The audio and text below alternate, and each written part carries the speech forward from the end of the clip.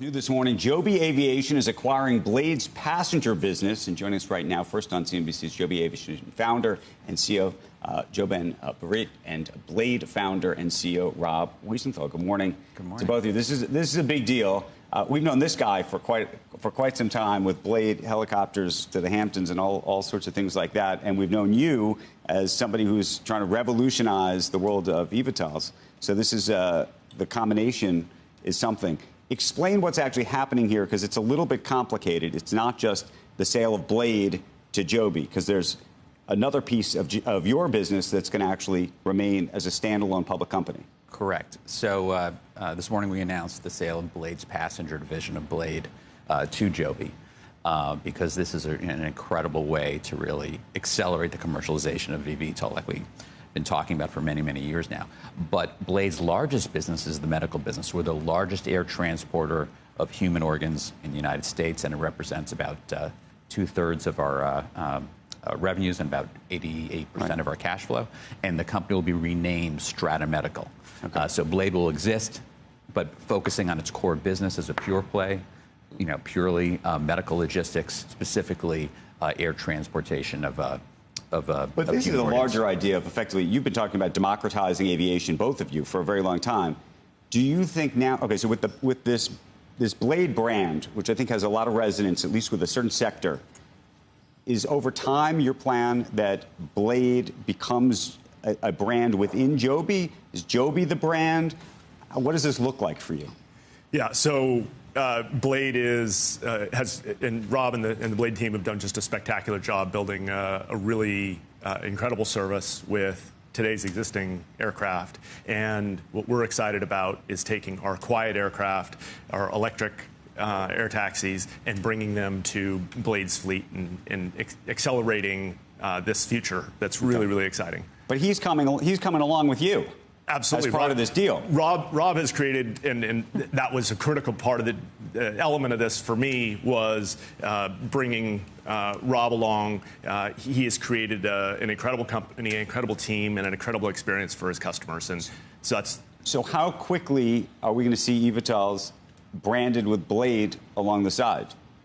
So let me break that down in a couple of ways. Okay. First, we have the executive order where the White House is leaning into a really unprecedented degree. We have the Department of Transportation and the FAA moving faster than they've ever moved before. We see regulators around the world really, really excited about these technologies. So we see incredible momentum on that side. We also have the Joby team, which is just knocking it out of the park on the certification side and scaling manufacturing, where we're doubling our manufacturing rate, and really... So now is the time to double down and focus on commercialization. And you have approval to at least be testing this in Dubai. That's where this is all... Exactly. So we've got our first aircraft in Dubai. We began doing hot weather flights on wing with the pilot. What's hot weather mean? I mean, it's hot in Dubai. I know that part. Yeah. So we were flying in temperatures of over 110 degrees. Oh my gosh. So it's... How does that change the... I mean, because I've been in helicopters when you've had some of that, and it can bounce you around a lot more. Yeah. So the ride quality was really good. The key piece, one of the key pieces, is really testing all the systems on the aircraft to make sure that we've tested them in the lab, but testing them in a cohesive whole, right? Including the air conditioning systems, and making sure that everything is ready for prime time is critical. And now it's time to start producing a lot of these and to start to roll the service out in Dubai this next year. Additionally, we think with the executive order that we can pull the timeline. There may be the potential to pull the timeline on commercialization here in the U.S. and to, as you said, put the Blade brand on one of Joby's aircraft and fly here in New York. Right. What does this look like? I mean, how quickly is this all going to happen in the U.S.? And I assume the Blade brand will be here in the U.S., but it will also be international, because you guys fly elsewhere too. We're international, as you know, and Southern Europe is one of our biggest markets. It's been terrific. I think it's important to point out that, remember, even at this desk years ago, we never named this company Blade Helicopter. It was Blade Urban Air Mobility, because it was always about facilitating this transition to electric aircraft, because they're quiet and emission-free. And as you know, in New York, noise, emissions, all that. And with Quiet, we're going to unlock more landing zones. Any pair of landing zones is a brand new business. So to have that kind of exponential growth, within a company of his size, $14 billion company, this is just going to be a rapid acceleration of commercialization. Right. We have the routes, the brand, the flyers, over 100,000 people flown, in 2024. It's going to, that and consumer-to-cockpit technology, the whole stack. We're talking about an asset swap. We fly more people vertically than any other company in the world. So this is really, I think you're going to see this jumpstart the industry. And then as a brand, in terms of long term, how does this all work? In terms of people think about Blade as sort of the upscale Uber of air taxis. I know you don't like the phrase air taxis. Maybe you do. I don't know. But it starts out, really, if you look at Tesla, right? They started with the Roadster, it was $150,000. Now they're taxi cabs. I mean, right now we're close to Uber Black pricing, and then over time, with JoeBen's technology, very fewer moving parts, less maintenance, a lot of automation involved, scale manufacturing. You're going to get that price down, so it's not just for the few; it will be for the many. It's going to change the face of transportation in big cities. There's no question.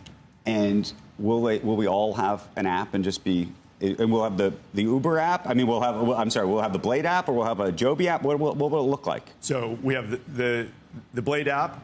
We also acquired the Elevate team from Uber, and we've been continuing to mature that technology. We've got Elevate OS, which is both all the software that runs on the back end on the servers. We also have all of the Rider app, the customer service app, the pilot app, and we'll be taking all that technology and bringing it to Blade to further elevate the customer experience there. Will we fly with a pilot or no pilot?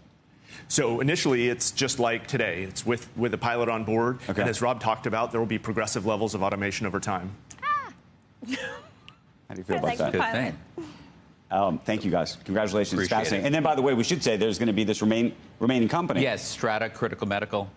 Which will be a publicly traded company. Publicly traded. Who's going to run that company? Will Hayburn, our CFO, and Melissa Tomkiel, our president. I'll stay on as chairman of the board. Okay. And also, I should point out that JoeBen has agreed to really to an incredible deal with us. So we will be the very first air transporter of human organs that uses eVTOL. So there's an alliance back from Joby to Strata.